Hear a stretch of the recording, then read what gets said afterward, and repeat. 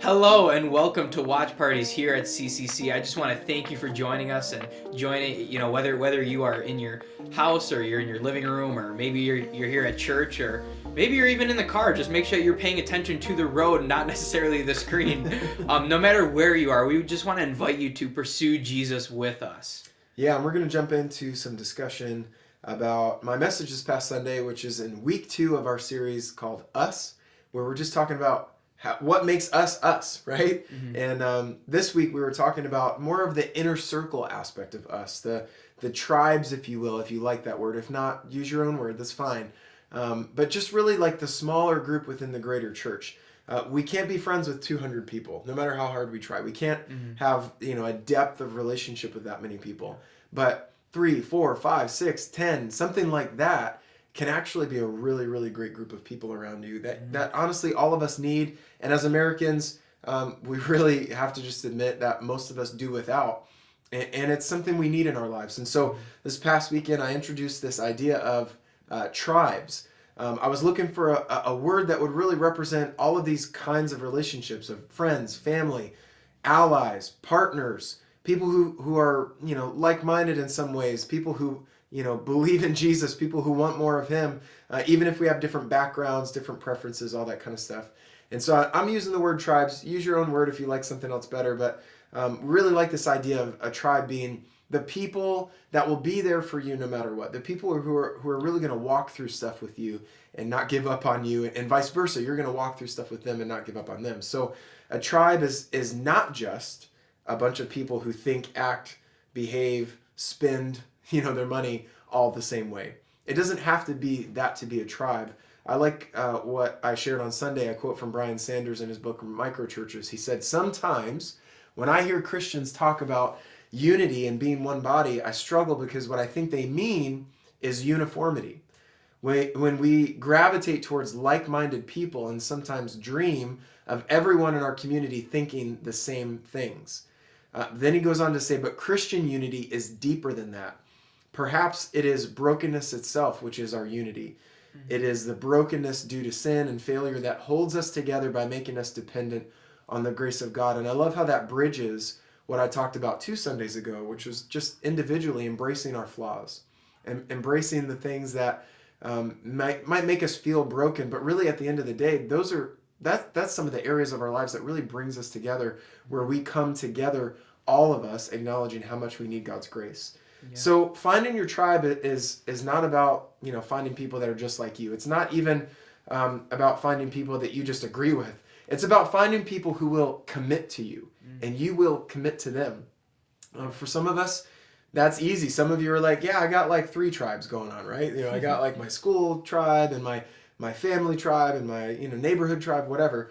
Congratulations, you're probably in the minority. For many of us, it's a little bit harder, and the stats kind of speak for themselves, that most of us kind of struggle to be like, who are those people I would call when I don't know who to call? Yeah.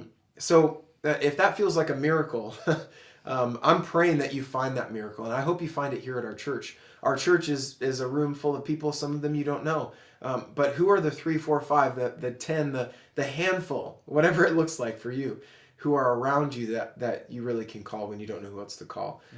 We want to spend a little time having just some practical discussion here about how to develop a tribe around you.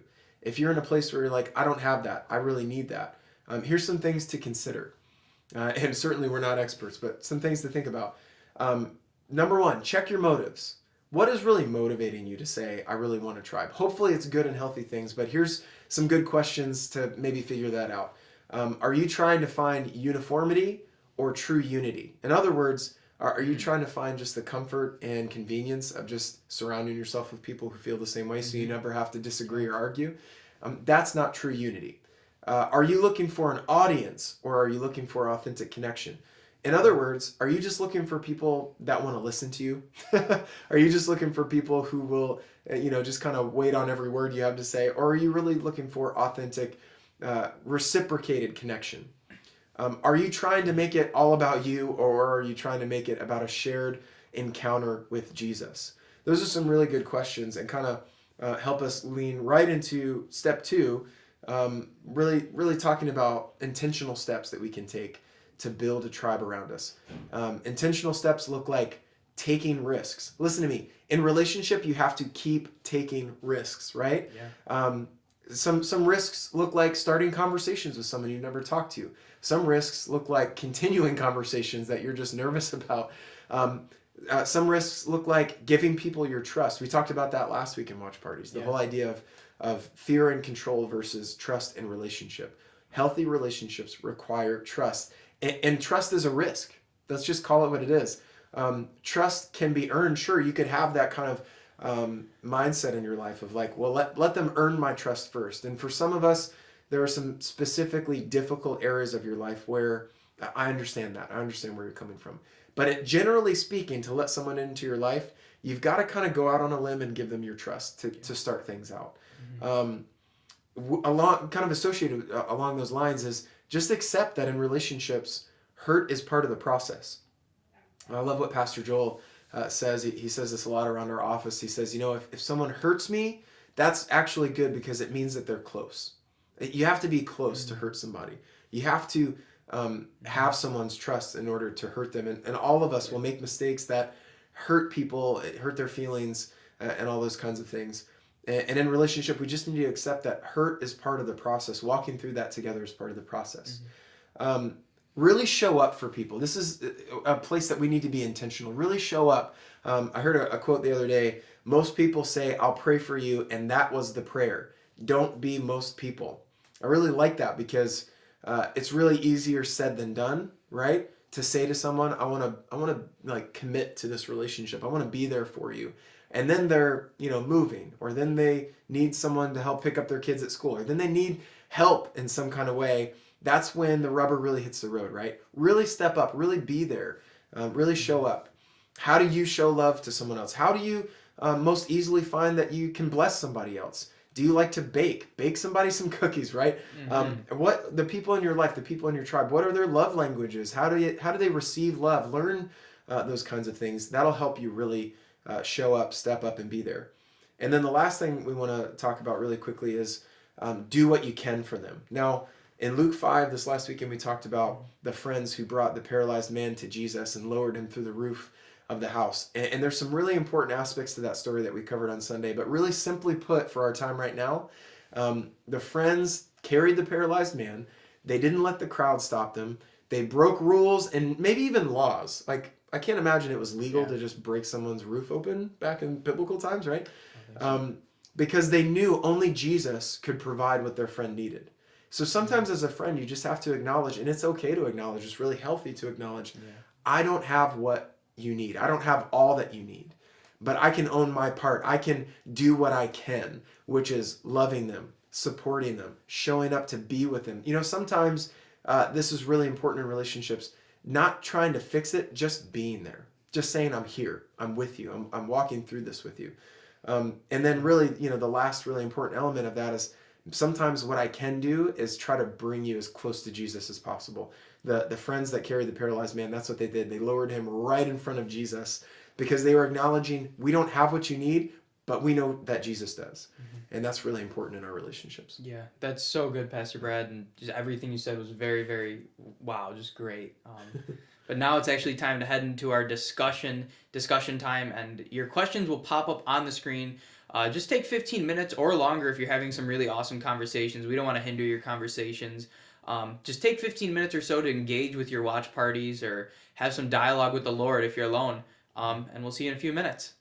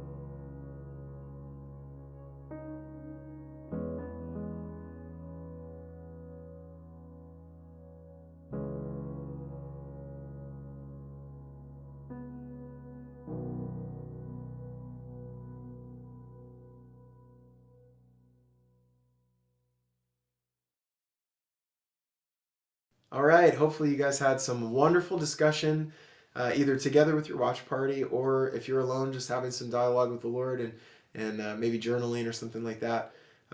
Anyway, I hope those questions really helped you. We want to kind of close out with a spiritual invitation, and actually today is kind of a two-parter.